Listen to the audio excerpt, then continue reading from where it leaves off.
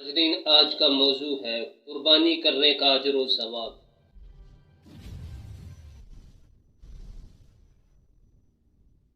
اعوذ باللہ من الشیطان الرجیم، بسم اللہ الرحمن الرحیم۔ قل ان صلاتي ونسكي ومحياي ومماتي لله رب العالمین، صدق اللہ العظیم۔ جو شخص اللہ تعالیٰ کی رضا حاصل کرنے کے لیے، خالصتاً اللہ کی رضا حاصل کرنے کے لیے اس کی راہ میں جانور قربان کرتا ہے، ایسے شخص کے اجر و ثواب کی بڑی ہی بشارتیں بیان کی گئی ہیں۔ عید قربان جذبہ ایثار کی تصویر ہے، ایک درخشاں خواب ابراہیم کی تعبیر ہے۔ اللہ رب العزت نے ارشاد فرمایا، قل ان صلاتی ونسکی ومحیای ومماتی للہ رب العالمین، ابو فرما دیجئے بے شک میری نماز، میری قربانیاں، میرا جینا اور میرا مرنا سب اللہ کے لیے ہے، تمام جہانوں کا پروردگار ہے۔ ناظرین، قربانی کرنے کا بڑا اجر و ثواب ہے۔ حضور نبی پاک صلی اللہ تعالی علیہ وآلہ وسلم نے ارشاد فرمایا، 10ویں ذوالحج کے دن بارگاہ الہی میں سب سے پسندیدہ سخاوت قربانی کرنا ہے۔ بے شک قیامت کے دن قربانی کا جانور بما سینگوں، بالوں اور کھروں کے آئے گا۔ قربانی کے جانور کا خون زمین پر گرنے سے پہلے جانور اللہ تعالیٰ کی بارگاہ میں قبول ہو جاتا ہے۔ اطیبوا بہا نفسا، فرمایا پس خوشی سے قربانی کرو۔ سیدنا حضرت علی المرتضیٰ شیر خدا کرم اللہ وجہہ الکریم سے روایت ہے، یہ روایت درۃ الناصحین کی ہے۔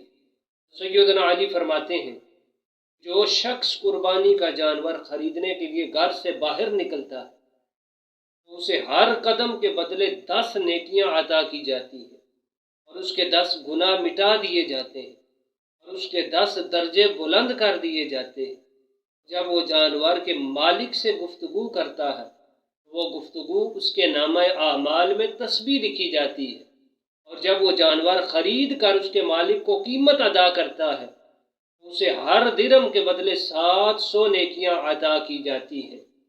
اور جب اس جانور کو ذبح کرنے کے لیے زمین پر لٹاتا ہے، 7 زمینوں کی مخلوق اس کے لیے استغفار کرتی ہے، اور جب بوقت ذبح اس جانور کا خون بہتا ہے، اللہ تعالیٰ اس جانور کے خون کے ہر قطرے سے ایک فرشتہ اور پیدا کرتا ہے، تو قیامت تک اس کی بخشش کے لیے دعائیں مانگتے رہیں گے۔